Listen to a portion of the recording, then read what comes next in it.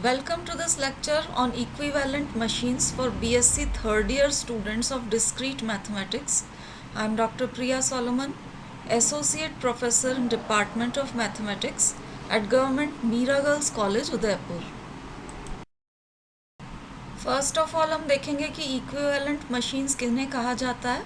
तो अगर आपके पास दो मशीन्स हैं M1 एंड M2, ये इक्विवेलेंट कहलाएंगी अगर इनिशियल स्टेट से आप दोनों को स्टार्ट करते हैं और सेम इनपुट सीक्वेंस देते हैं। तो दोनों मशीन्स अगर सेम आउटपुट सीक्वेंस प्रोड्यूस करती हैं तो ये कहलाएंगी equivalent machines.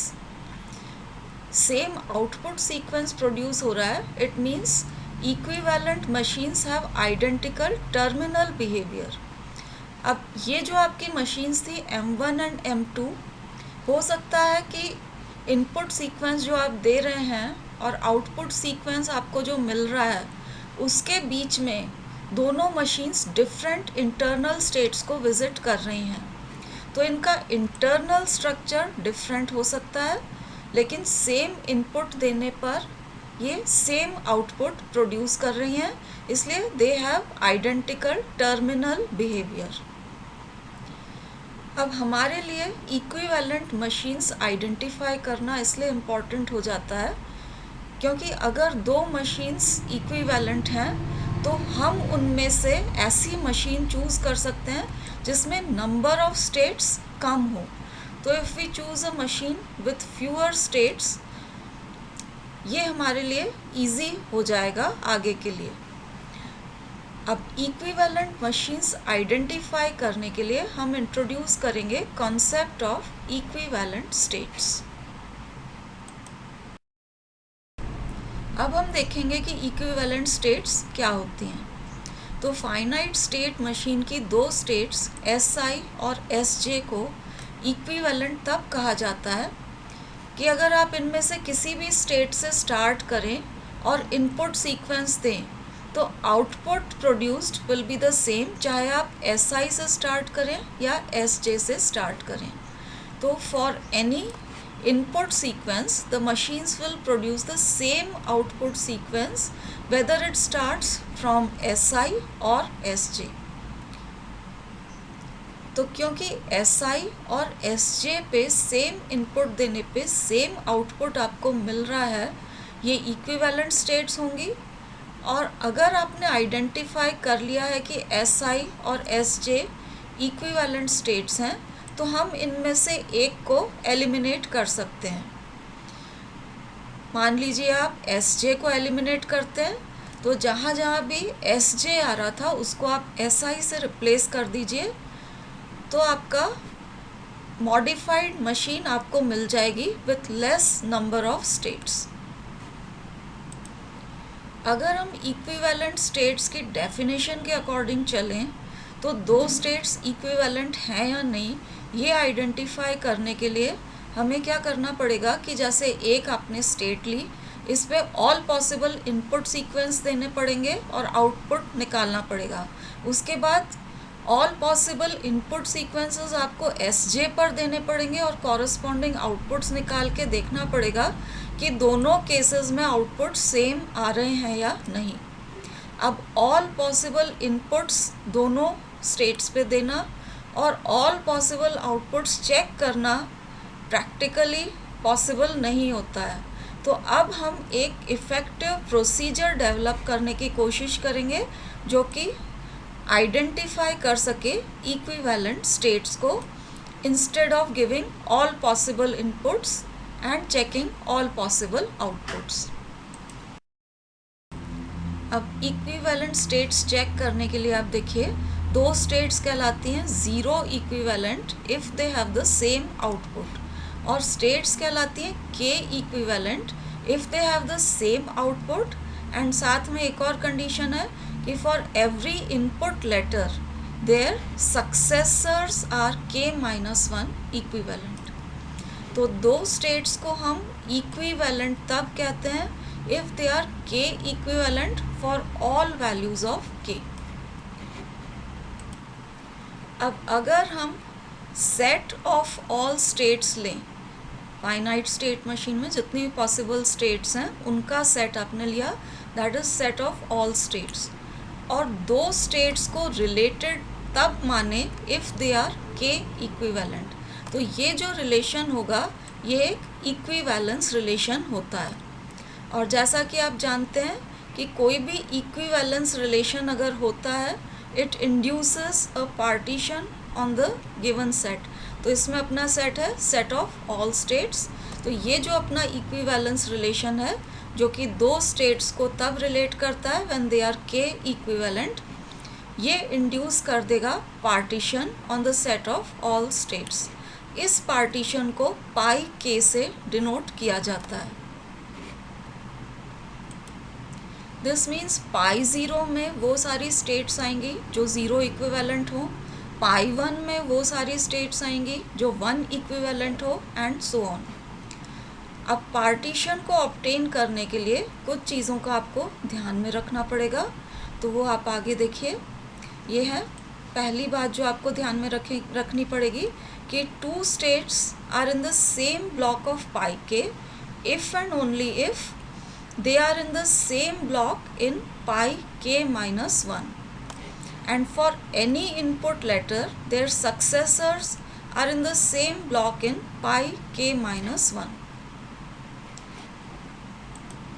This means pi k के सेम ब्लॉक में होने के लिए आपकी दो स्टेट्स को पाई के माइनस 1 के सेम ब्लॉक में होना ज़रूरी है, और साथ में आप कोई सा भी इनपुट दें, जो वेरियस इनपुट लेटर्स हैं उनमें से हर एक के लिए जो ये स्टेट्स हैं इनके जो सक्सेसर्स हैं, मतलब आने वाली स्टेट्स जो हैं, ये होने चाहिए in the same block in pi K minus 1। दूसरी बात जो आपको ध्यान में रखनी है कि इफ़ पाई के is equal to pi K minus 1, मतलब दो सक्सेसिव स्टेट्स अगर इक्वल हो जाती हैं तो pi M will be equal to pi K minus 1 for all M greater than और इक्वल टू के। तो अगर पाई के माइनस 1 और पाई के बराबर हो गए हैं, तो अगर आप एम को ग्रेटर देन और इक्वल टू के ले लेते हैं तो आगे के सारे ये जो हैं पाई के प्लस 1, पाई के प्लस 2 एक्सेट्रा, ये सब भी पाई के माइनस 1 के बराबर ही होंगे। अब आगे के सारे पार्टीशंस अगर बराबर हो गए तो जैसे ही आपके दो सक्सेसिव पार्टीशंस इक्वल आ जाते हैं, जैसे ही आपका पाई के equal to pi K minus 1 आ गया, दो सक्सेसिव पार्टीशंस बराबर आ गए, तो आपकी पार्टीशंस निकालने की प्रोसीजर को आप स्टॉप कर सकते हैं, क्योंकि आगे के सारे पार्टीशंस भी सेम ही रहेंगे।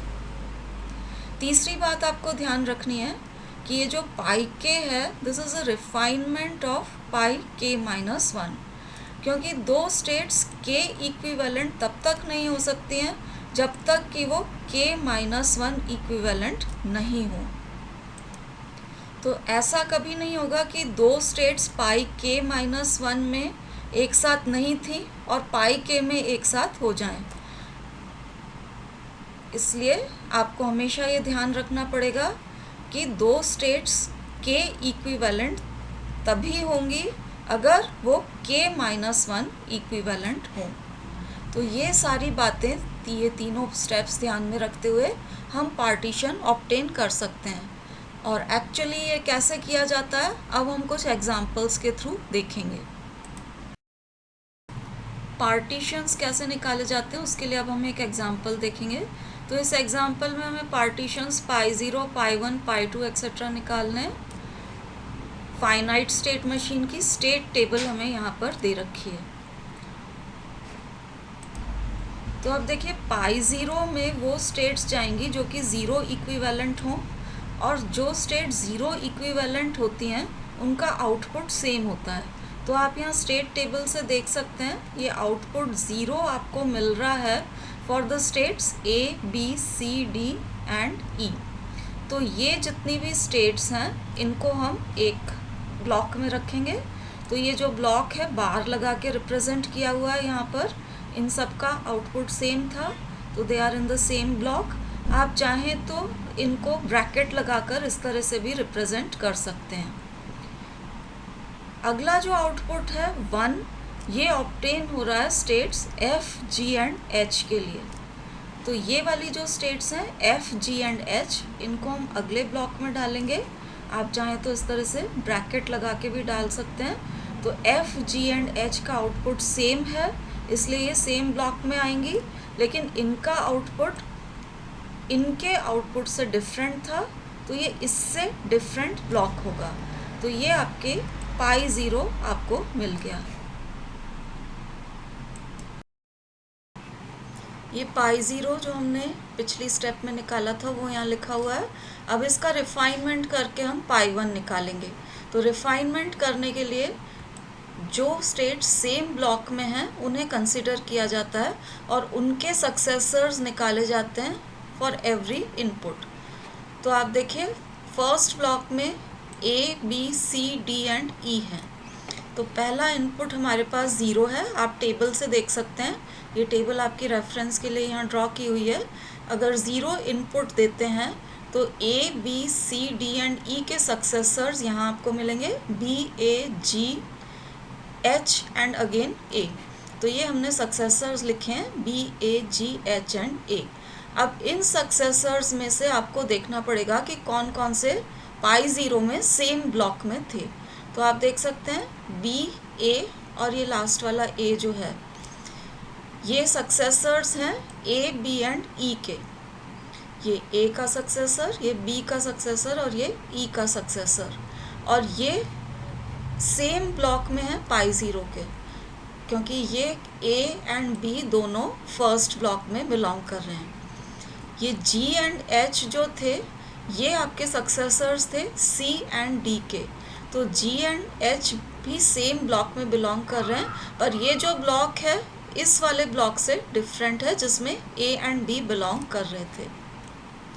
तो successors of A, B and E ये सेम ब्लॉक में है। Successors of C and D ये भी सेम ब्लॉक में है, लेकिन ब्लॉक डिफरेंट है उस ब्लॉक से जिसमें successors of A, B and E थे। इसलिए अगली स्टेप में ए, बी एंड ई को हमें सेपरेट करना पड़ेगा सी एंड डी से। तो ये हुआ इनपुट ज़ीरो के लिए। अब यही चीज़ आपको चेक करनी पड़ेगी इनपुट वन के लिए। तो इनपुट वन के लिए आप टेबल से देखिए ए, बी, सी एंड डी के सक्सेसर्स आपको यहाँ पर मिलेंगे। ए का सक्सेसर एफ, बी का एफ, सी का ए, डी का बी एंड ई का जी। तो ये जो आपके सक्सेसर्स हैं ये यहाँ लिखे हुए हैं F, F, A, B and G. अब इन सक्सेसर्स में से चेक करिए कि कौन से सेम ब्लॉक में हैं। तो आप देख सकते हैं कि एफ, एफ और जी ये सेम ब्लॉक में है, second block of pi zero. और ये जो है ए एंड बी ये भी सेम ब्लॉक में है, they are in the first block of pi zero. अब ये एफ, एफ एंड जी जो थे ये सक्सेसर्स थे ए, बी एंड ई के। तो ए, बी एंड ई के सक्सेसर्स सेम ब्लॉक में हैं, और सी एंड डी के सक्सेसर्स अलग ब्लॉक में हैं। इसलिए अगली स्टेप में ए, बी एंड ई को आपको सेपरेट करना पड़ेगा सी एंड डी से। तो नेक्स्ट स्टेप में ये जो आपका सिंगल ब्लॉक था इसको तोड़ के दो ब्लॉक्स बन जाएंगे। पहले ब्लॉक में ए, बी एंड ई आएंगे और दूसरे ब्लॉक में सी एंड डी आएंगे। अब यही चीज़ आपको चेक करनी पड़ेगी अगले ब्लॉक के लिए जिसमें तीन स्टेट्स थी एफ, जी एंड एच। तो ज़ीरो जब हम इनपुट देते हैं तो एफ, जी एंड एच के सक्सेसर्स आप टेबल से देखिए। ज़ीरो इनपुट देने पे एफ का सक्सेसर एच, जी का ए और एच का भी ए। तो when input is zero successors हमने यहाँ लिखे हैं एच, ए एंड ए। इसमें से आप देख सकते हैं कि एच पाई ज़ीरो में अलग ब्लॉक में है और ये आइडेंटिकल हैं ए एंड ए, तो ये नेचुरली सेम ब्लॉक में होंगे। तो ये एच सेकेंड ब्लॉक में है जबकि ए फर्स्ट ब्लॉक में था। तो क्योंकि ये अलग अलग ब्लॉक्स में आ गए हैं तो ये एच एफ का सक्सेसर था, तो एफ सेपरेट हो जाएगा जी एंड एच से अगली स्टेप में। इसी तरीके से आप इनपुट वन के लिए सक्सेसर्स देखिए। तो जब हम इनपुट वन देते हैं तो एफ का सक्सेसर सी, जी का डी और एच का सी है। तो इनपुट 1 देने पे सक्सेसर्स हैं C, D एंड C। अब ये जो सक्सेसर्स हैं सेम ब्लॉक में बिलोंग कर रहे हैं, तो इनपुट 1 देने पे सक्सेसर सेम ब्लॉक में है, तो इनपुट 1 की वजह से आप कोई सेपरेशन नहीं करेंगे। तो जो सेपरेशन हुआ इनपुट 0 देने से ही हमें ऑब्टेन हुआ है, F सेपरेट हो गया है G एंड H से। तो अब सारे सेपरेशंस को आप इम्प्लीमेंट कर दीजिए। ये जो आपका पहला ब्लॉक था इसमें A, B and E separate करने हैं C एंड D से, तो पहला ब्लॉक हमने बना दिया A, B एंड E, दूसरा ब्लॉक हो गया C, D। और यहाँ पर जो दूसरा ब्लॉक था इसमें F को सेपरेट करना है G एंड H से, तो ये तीसरा ब्लॉक बन जाएगा। इसमें सिंगल एलिमेंट आया F और दूसरे ब्लॉक में G एंड H आ जाएंगे, तो ये आपको मिल गया पाई 1। तो पाई 0 में 2 ही ब्लॉक्स थे, पाई 1 में अब 4 ब्लॉक्स आपको मिल गए हैं। अब पाई 1 हमें पिछली स्टेप में मिला था, इसका रिफाइनमेंट करके पाई 2 निकालने के लिए हम वही प्रोसीजर फॉलो करेंगे जो हमने पाई 1 निकालने के लिए करी थी। तो सबसे पहले आप देखिए कि पाई 1 के फर्स्ट ब्लॉक में कौन कौन सी स्टेट्स आ रही हैं। तो यहाँ पर 3 स्टेट्स आ रही हैं A, B एंड E। हर एक इनपुट के लिए हम इनके सक्सेसर्स देखेंगे। तो आप टेबल से देखना पड़ेगा आपको, स्टेट टेबल आपकी रेफरेंस के लिए यहाँ शो की हुई है। 0 इनपुट के लिए A का सक्सेसर B है, B का सक्सेसर A है और E का सक्सेसर भी A है। तो ये सक्सेसर्स लिखें B, A एंड A। अब आप चेक करिए कि क्या ये पाई 1 में सेम ब्लॉक में थे या अलग अलग ब्लॉक्स में थे। तो आप देख सकते हैं A एंड B दोनों ही पाई 1 के फर्स्ट ब्लॉक में ही थे, तो कोई सेपरेशन यहाँ पर आपको नहीं करना पड़ेगा। नेक्स्ट आप इनपुट 1 के लिए चेक करिए। तो इनपुट 1 के लिए A का सक्सेसर F, B का सक्सेसर F एंड E का सक्सेसर G है।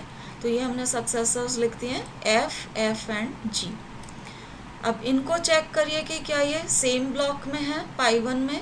तो आप देख सकते हैं कि F थर्ड ब्लॉक में है जबकि G फोर्थ ब्लॉक में है। तो ये क्योंकि अलग अलग ब्लॉक्स में आ रहे हैं तो आपको सेपरेशन करना पड़ेगा यहाँ पर। तो F एंड ये वाला जो F है ये सक्सेसर्स थे A एंड B के, तो A एंड B अगली स्टेप में सेपरेट हो जाएगा E से, क्योंकि E का सक्सेसर डिफरेंट ब्लॉक में आ रहा था। So in the next step A and B will get separated from E। तो ये आपका जो पहला ब्लॉक था पाई 1 में, पहला ब्लॉक जो था, नेक्स्ट स्टेप में इससे 2 ब्लॉक्स बन जाएंगे, जिसमें से फर्स्ट ब्लॉक में A एंड B आएंगे और अगले ब्लॉक में E आएगा। अब नेक्स्ट हम पाई 1 का सेकंड ब्लॉक देखते हैं जिसमें 2 स्टेट्स आ रही हैं C एंड D। अब C एंड D के सक्सेसर्स टेबल से देखते हैं। 0 इनपुट के लिए C का सक्सेसर G और D का सक्सेसर H है। तो ये सक्सेसर्स हमने लिखे G एंड H। अब G एंड H आप देख सकते हैं कि पाई 1 के एक ही ब्लॉक में, फोर्थ ब्लॉक में, तो कोई सेपरेशन यहाँ पर नहीं होगा। अब इनपुट 1 के लिए आप देखिए, इनपुट 1 के लिए C का सक्सेसर A है और D का सक्सेसर B है। तो ये जो सक्सेसर्स आए हैं A एंड B, ये भी आप देख सकते हैं पाई 1 के सेम ब्लॉक के एलिमेंट्स है, फर्स्ट ब्लॉक में दोनों बिलोंग कर रहे हैं। तो चाहे आप इनपुट 0 दें या 1 दें, सक्सेसर सेम ब्लॉक में ही रहते हैं, इसलिए अगली स्टेप में C एंड D को हम सेम ब्लॉक में ही रख के कंटिन्यू करेंगे, इनका फर्दर सेपरेशन नहीं होगा। अब पाई 1 का तीसरा ब्लॉक देखिए F। इसमें सिर्फ एक ही एलिमेंट आ रहा है और एक ही एलिमेंट अगर आ रहा है तो फर्दर पार्टीशन करना पॉसिबल नहीं है। तो सिंगल एलिमेंट जब आ जाता है, इस केस में F है, it will continue unchanged in all the following steps. अब लास्ट ब्लॉक आप देखिए पाई 1 का, इसमें 2 स्टेट्स हैं G एंड H। तो G एंड H के सक्सेसर्स टेबल से देखिए। 0 इनपुट के लिए G का सक्सेसर A और H का सक्सेसर भी A। तो दोनों सक्सेसर्स क्योंकि सेम ही है, ऑब्वियसली ये सेम ब्लॉक में ही होंगे, तो कोई सेपरेशन नहीं होगा। इनपुट 1 के लिए देखिए G का सक्सेसर D, H का सक्सेसर C, तो ये सक्सेसर्स D एंड C हैं। और आप देख सकते हैं कि C एंड D दोनों ही पाई 1 के सेकेंड ब्लॉक में ही बिलोंग कर रहे हैं, तो क्योंकि ये सेम ब्लॉक में है कोई सेपरेशन नहीं होगा। तो चाहे इनपुट 0 हो या 1 हो, G एंड H के सक्सेसर सेम ब्लॉक में ही रहते हैं, इसलिए अगली स्टेप में G एंड H भी सेम ब्लॉक में आपको कंटिन्यू करने पड़ेंगे। तो अब देखिए जो सेपरेशंस हुआ उनको हम इम्प्लीमेंट कर देते हैं। ये जो आपका पहला ब्लॉक था इसमें सेपरेशन हुआ है, A एंड B को अलग करना है आपको E से। तो अगली स्टेप में A and B first block में आएंगे, सेकंड ब्लॉक में सिर्फ E रहेगा। बाकी के जो ब्लॉक्स थे उनमें कोई भी सेपरेशन नहीं हुआ है, तो वो एज सच हम कंटिन्यू करेंगे। अब अल्फ़ाबेटिकल ऑर्डर में अरेंज करने के हिसाब से आप ये कर सकते हैं कि ये पहला ब्लॉक AB रखें, उसके बाद दूसरा ब्लॉक हम CD रख सकते हैं, क्योंकि अल्फ़ाबेटिकल ऑर्डर में B के बाद C आता है, तो ये ब्लॉक आप पहले लिख लें। तो AB के बाद हमने CD लिख दिया, उसके बाद E एंड F दो अलग अलग ब्लॉक्स, एंड लास्ट में G एंड H। ये नेसेसरी स्टेप नहीं है, आप चाहें तो इस स्टेज पर भी छोड़ सकते हैं, जस्ट अपनी कन्वीनियंस के लिए अल्फ़ाबेटिकल ऑर्डर में अरेंज करने के लिए हमने इस तरह से लिखा है। तो ये आपके पास पाई 2 आ गया है, which is a refinement of pi 1। अब ये पाई 2 में हमें 4 ब्लॉक्स मिल चुके हैं। इसका फर्दर रिफाइनमेंट करके पाई 3 निकालने के लिए भी हम यही प्रोसीजर फॉलो करेंगे जो हमने पाई 2 निकालने के लिए करी थी। तो पाई 2 के फर्स्ट ब्लॉक में देखिए 2 स्टेट्स आ रही हैं, A and B। Different inputs के लिए हम इनके सक्सेसर्स निकालेंगे। तो इनपुट 0 के लिए A का सक्सेसर B और B का सक्सेसर A है। तो ये हमने सक्सेसर्स लिखे B एंड A, जो कि आप देख सकते हैं कि पाई 2 में सेम ब्लॉक में थे, तो कोई सेपरेशन नहीं किया जाएगा। इनपुट 1 के लिए सक्सेसर्स देखिए, A का सक्सेसर F है और B का सक्सेसर भी F है। अब ये ऑब्वियसली आइडेंटिकल हैं तो सेम ब्लॉक में ही होंगे, तो चाहे इनपुट 0 हो या 1 हो, successors of A and B remain in the same block, इसलिए in the next step AB will continue to remain in the same block। अब नेक्स्ट आप ब्लॉक देखिए, इसमें 2 स्टेट्स आ रही हैं C एंड D। इनके सक्सेसर्स अब टेबल से देखिए, 0 इनपुट के लिए C का सक्सेसर G है, D का सक्सेसर H है, तो ये सक्सेसर्स हमने लिखे G एंड H। आप देख सकते हैं कि पाई 2 में G and H same block में है, इसलिए कोई सेपरेशन नहीं करना है आपको। C एंड D के सक्सेसर्स फॉर इनपुट 1 देखिए, C का सक्सेसर A है और D का सक्सेसर B है, तो ये सक्सेसर्स हमने लिखे A and B। A and B भी पाई 2 में एक ही ब्लॉक में थे, फर्स्ट ब्लॉक में, तो इनपुट 0 हो चाहे 1 हो, सक्सेसर सेम ब्लॉक में ही रहते हैं, इसलिए C and D will continue to remain in the same block. अब अगले जो ब्लॉक्स हैं इनमें सिंगल एलिमेंट्स आ रहे हैं E एंड F, तो फर्दर पार्टीशनिंग पॉसिबल ही नहीं है, तो third and fourth block will continue unchanged, क्योंकि इनमें सिंगल मेंबर्स ही हैं। अब लास्ट ब्लॉक देखिए, इसमें 2 स्टेट्स हैं G एंड H। अब G एंड H के सक्सेसर्स देखते हैं। फॉर इनपुट 0 G का सक्सेसर A और H का सक्सेसर भी A ही है, तो सक्सेसर्स क्योंकि आइडेंटिकल आ गए, ऑब्वियसली ये सेम ब्लॉक में ही रहेंगे। इनपुट 1 के लिए देखिए, G का सक्सेसर D और H का सक्सेसर C है, तो ये सक्सेसर्स हमने लिखे for input 1, they are D and C, और D एंड C आप देख सकते हैं सेम ब्लॉक में है, तो यहाँ भी अगर इनपुट 0 दें चाहे 1 दें, G एंड H के जो सक्सेसर्स हैं सेम ब्लॉक में ही रहते हैं, इसलिए अगली स्टेप में G and H will continue to remain in the same block. तो अब आप देखिए पाई 2 में कोई भी फर्दर सेपरेशन नहीं हुआ है और आपको पाई 3 में वही ब्लॉक्स वापस मिल रहे हैं, क्योंकि ये हमने देखा था A एंड B कंटिन्यू कर रहे हैं सेम ब्लॉक में, सी एंड डी कंटिन्यू कर रहे हैं सेम ब्लॉक में, ई एंड एफ तो सिंगलटन्स थे तो ये अनचेंज्ड ही रहेंगे, और जी एंड एच भी कंटिन्यू कर रहे हैं सेम ब्लॉक में। तो जो पाई 3 आया है this is the same as pi 2। अब जब दो सक्सेसिव पार्टीशन सेम आ जाएं, जैसे यहाँ पर पाई 2 और पाई 3 सेम आ गए हैं, तो यहाँ पर हमारी प्रोसेस एंड हो जाएगी, और आगे के जितने भी आप सक्सेसिव पार्टीशंस निकालेंगे पाई 4 पाई 5 एक्सेट्रा सब सेम ही रहेंगे, दे विल रिमेन आइडेंटिकल। तो यहाँ पर जैसे ही दो सक्सेसिव पार्टीशंस एक जैसे आ जाते हैं आपको प्रोसेस को एंड कर देना है।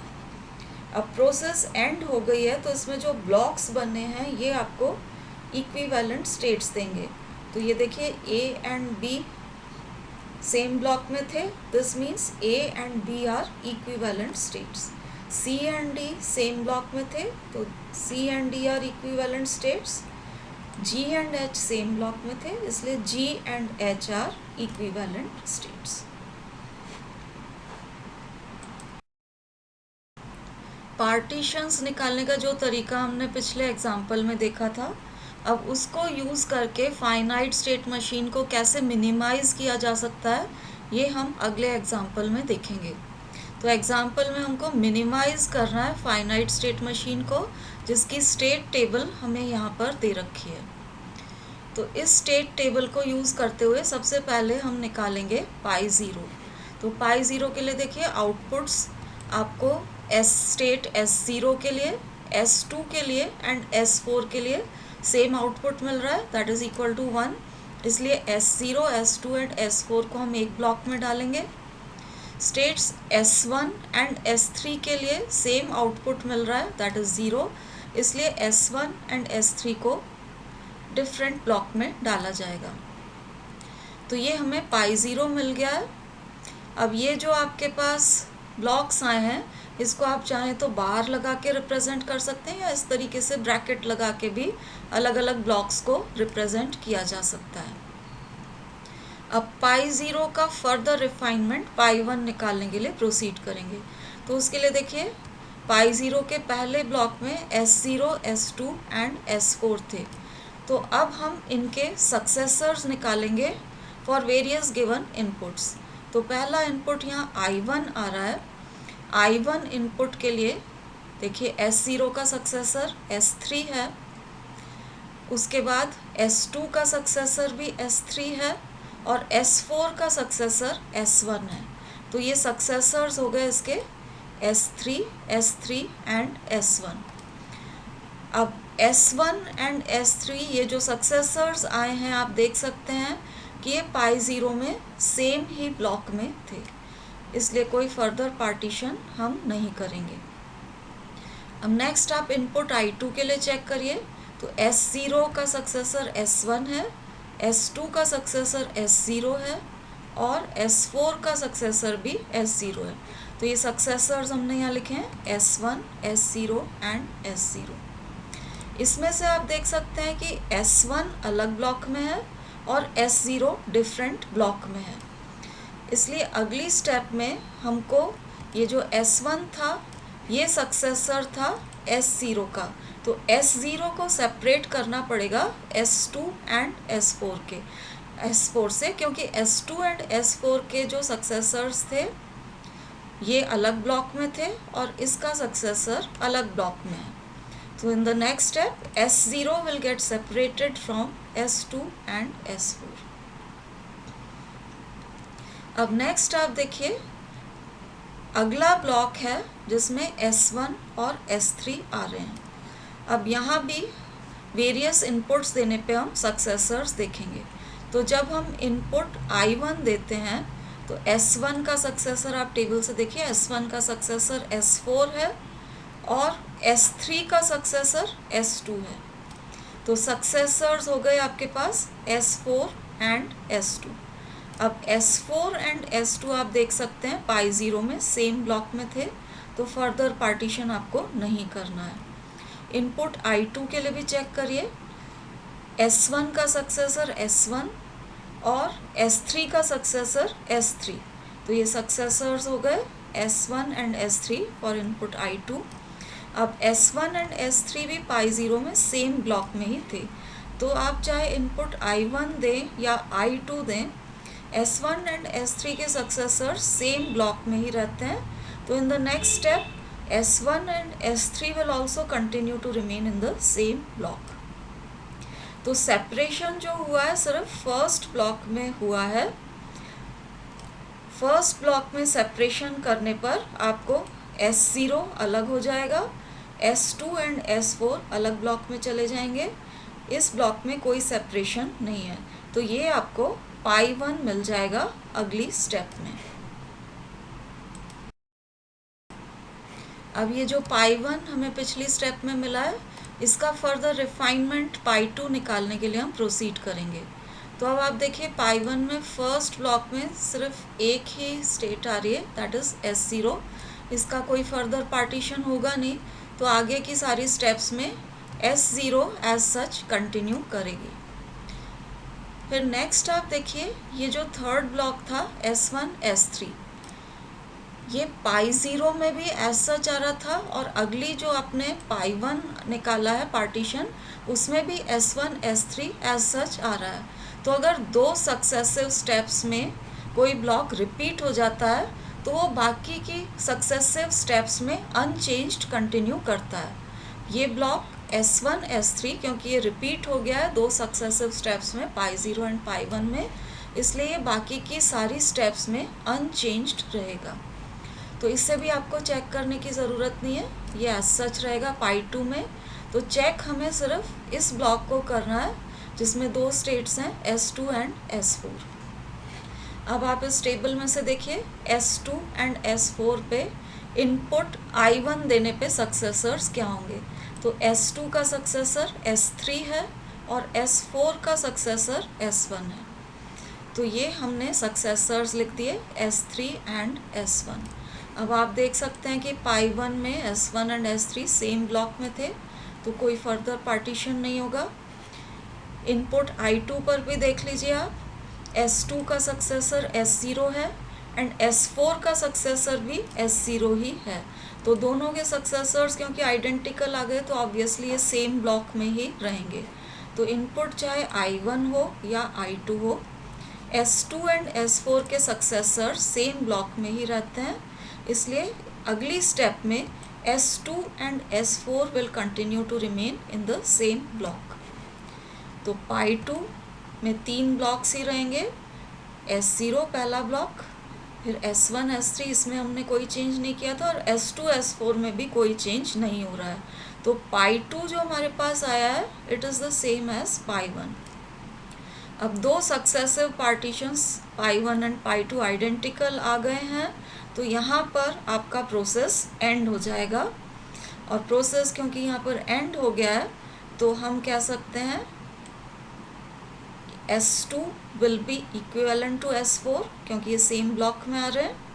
इसी तरीके से S1 will be equivalent to state S3. अब ये स्टेट्स क्योंकि इक्विवेलेंट हो गई हैं, तो जहाँ जहाँ S3 आ रहा है उसको आप S1 से रिप्लेस कर सकते हैं. ये दोनों इक्विवेलेंट हैं, तो दोनों में से एक ही आपको रखनी है. तो हम S1 रखना प्रेफर करेंगे क्योंकि इसका सफिक्स छोटा है. तो S1 हम क्योंकि रिटेन कर रहे हैं, जहाँ जहाँ S3 आ रहा है उसको आप S1 से रिप्लेस कर सकते हैं. और इसी तरीके से S2 एंड S4 में से एक ही स्टेट आप रखेंगे, और बाकी की टेबल में जहाँ जहाँ S4 आ रहा है उसको आप S2 से रिप्लेस कर सकते हैं. तो इससे आपकी स्टेट टेबल मिनिमाइज़ हो जाएगी. देखिए पहले आपके पास S0 से लेके S4 तक 5 स्टेट्स थी. अब S3 एंड S4 इन दोनों स्टेट्स को आप रिमूव कर सकते हैं, तो 3 ही स्टेट्स रह जाएंगी, S0, S1 एंड S2. तो S0, S1 एंड S2 के कॉरस्पॉन्डिंग टेबल का ये पोर्शन बचेगा. अब इस पोर्शन में जहाँ जहाँ S3 आ रहा है उसकी जगह आप S1 लिख दीजिए. तो S3 दो जगह आ रहा था, उसकी जगह आप S1 लिख दीजिए. और जहाँ पर S4 आ रहा था, ये S4 जहाँ आ रहा था उसकी जगह आप S2 लिख दीजिए. तो ये रिप्लेसमेंट्स करने के बाद आपकी टेबल इस तरह से मॉडिफाई हो जाएगी. S3 की जगह S1 और S4 की जगह S2 लिख के ये आपकी मिनिमाइज्ड स्टेट टेबल आपको इस तरह से मिल जाएगी। This completes our discussion on equivalent machines. Thank you for watching.